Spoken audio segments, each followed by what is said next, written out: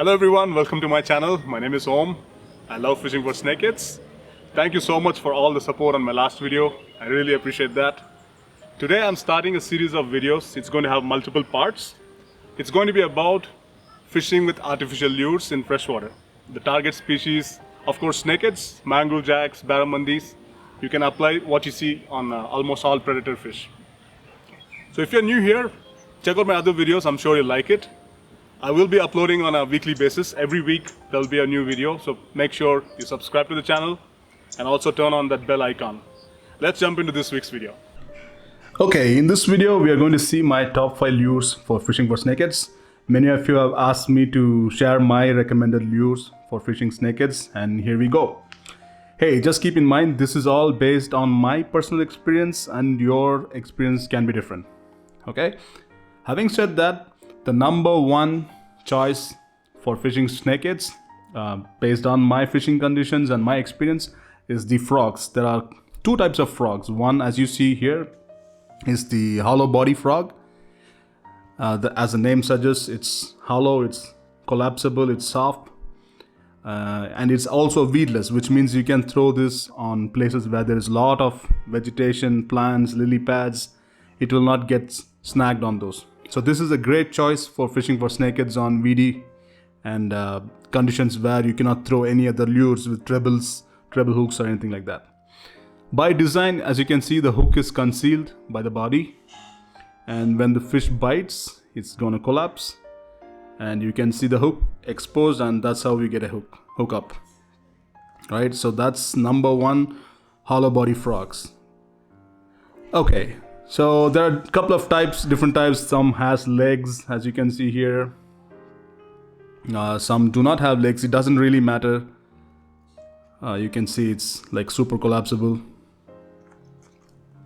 And some have skirts instead of legs. Essentially, they do the same thing, mimic the legs of the frog. And here's another variation. It has paddle tail, that soft plastic legs. This is ZMAN, SWIMMERZ, I think, FROGZ maybe, I'm not very sure. This is designed for fast retrieve. Like it creates almost action like a buzzbait and makes snakehead go crazy. Okay, this one don't have a hook rigged onto it, but you have to rig it yourself. We'll see that in a later video maybe. Okay, that's hollow body frogs. Okay, now we are looking at some of the hard body frog lures. As the name says, it's hard body. This is made of ABS plastic. This is a Xeric Gandalf, I think. Almost finesse type or a very smaller lure. I think it's 8 grams. As you can see, it's a quick tip. You can mark your lures with a permanent marker. Comes in handy when you're fishing. So it's 8 grams. Almost borderlining that finesse type of fishing. It works very well. You can twitch them. You can also retrieve them fast. So it kind of like spits out a lot of water when it's retrieved fast. I've caught quite a bunch of snakeheads on this lure. This is another type. It's there's a jump frog, as some of you may have already known. This is a jump frog. This is also ABS plastic. So they mimic a jumping action. That's why the name jump frogs, right? Like when you're retrieving them on a steady, constant speed. So this is another variation. This is one of my favorite. As you can guess, I've used it I've actually abused it. As you can see, all the paints getting chipped off and all that. I caught a lot of waha on this particular lure. Chenna diplogramma, Malabar snakehead, if you're not aware of waha. So that's a local name for Malabar snakehead. Here's another type of jump frog.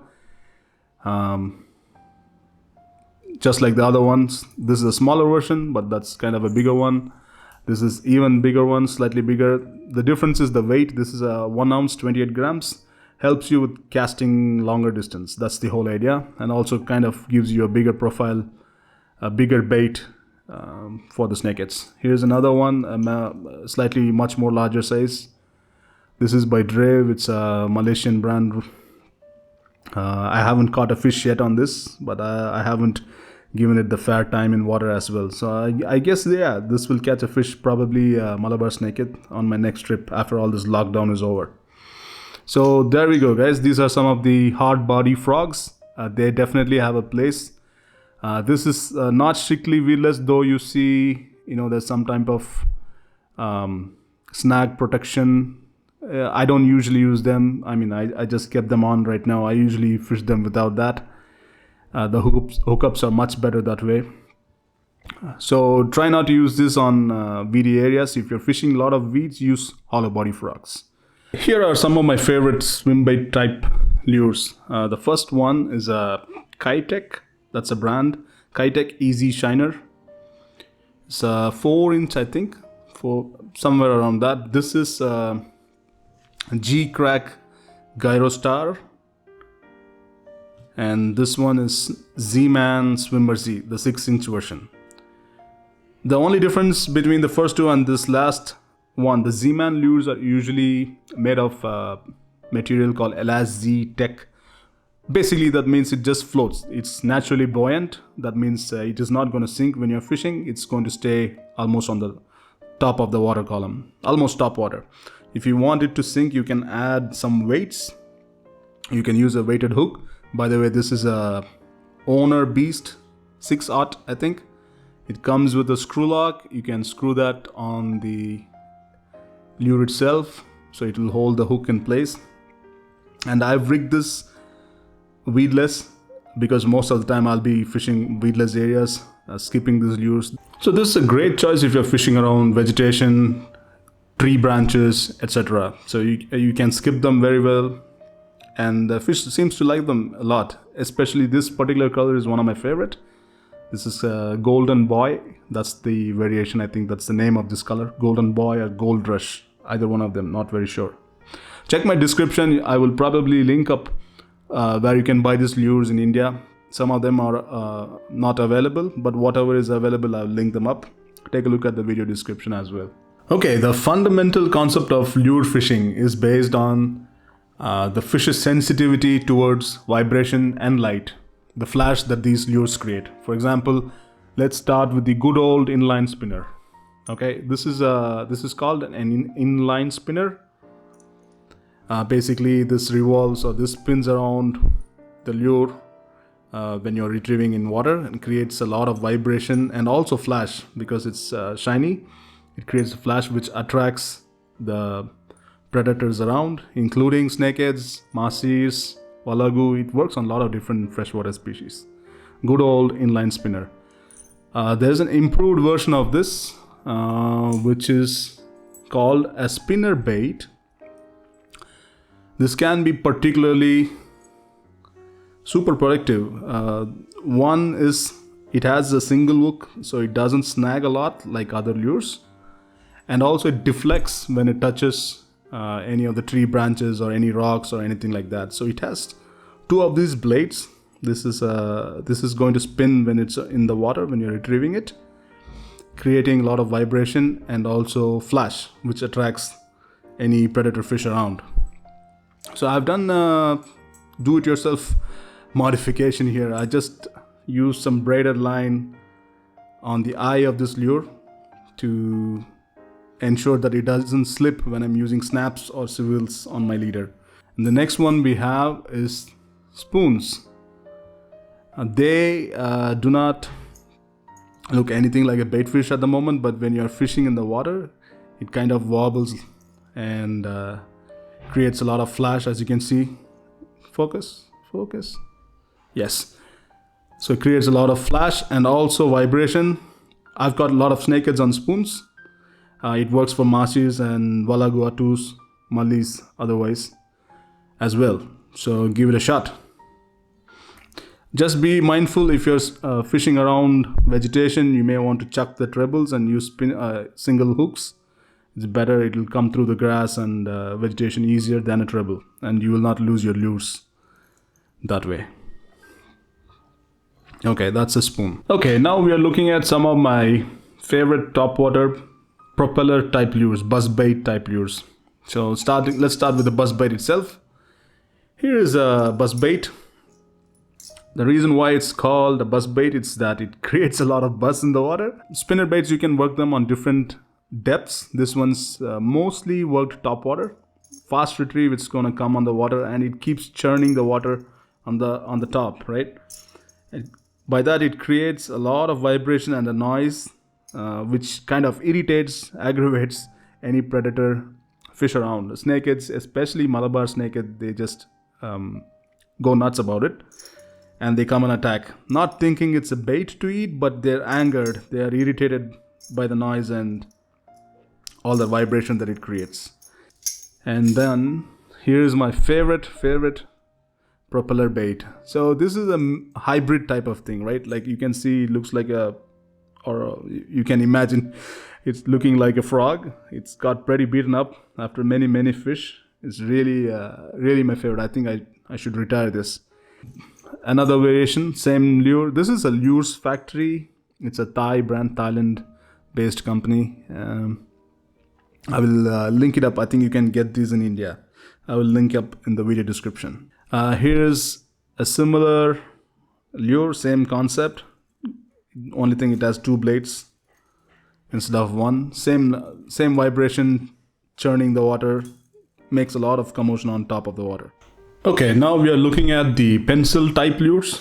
They're also called as walk the dog lures because of the action that they impart.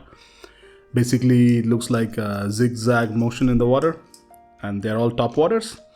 They stay afloat. Imitates bait fish in distress.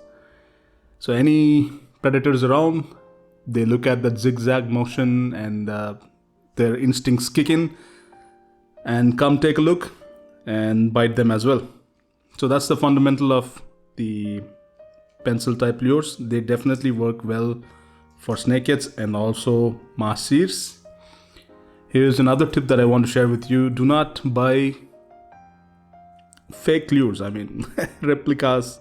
This looks like a pencil, Duo Realis pencil. Duo, this is a original Duo, and this is a copy of that. This is a replica made by some Chinese stuff. I was just checking out, is it worth enough to buy Chinese lures? I don't think they are.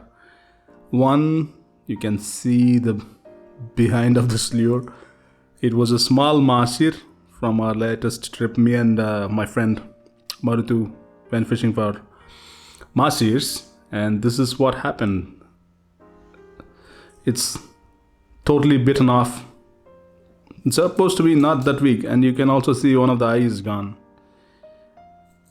So I don't think it's worth it, buying lures and changing all the hardware. See, the hook and the split ring, everything is upgraded.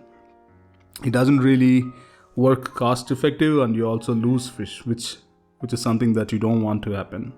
So don't skimp on buying original lures if you can get them. I know the choices are limited, but if you can get them here, try and get the original as much as you can. Okay, so these are the pencil type lures. Here there's a small change. You can notice that I've changed the treble hooks in favor of singles. Single hooks are a lot much easier to work with. They don't hurt the fish as much as a treble does. Sometimes it's really difficult to work with treble hooks, and even by mistake, if you get hooked, it's easier to work with single hooks. Yes, it happens sometime or the other. And also single hooks give you very good hookup ratio, so you don't miss. Okay, let's take a look at this hook. This is a treble hook, right? Like, look what the little Mahseer has done. It kind of take leverage of the 3 hooks, and you can see this one is wide open. It uses the other 2 hooks as a lever, as a fulcrum, and opened up this one. So general tip is try and avoid trebles as much as you can. If you use trebles, use good ones like Owners and Mustard, Saltism, etc. If not, go for good quality single hooks. Do not skimp on these things, guys. This one's going to garbage anyway. So there we have it, guys. My top 5 lures for fishing for snakeheads and other freshwater species. I hope you find this video useful and it helps you to decide on your lure selection. And if you have any questions, please ask me in the comment section. I will respond to them. And if you find this video useful, please give me a thumbs up and also consider subscribing to the channel. I'll see you next week with another video.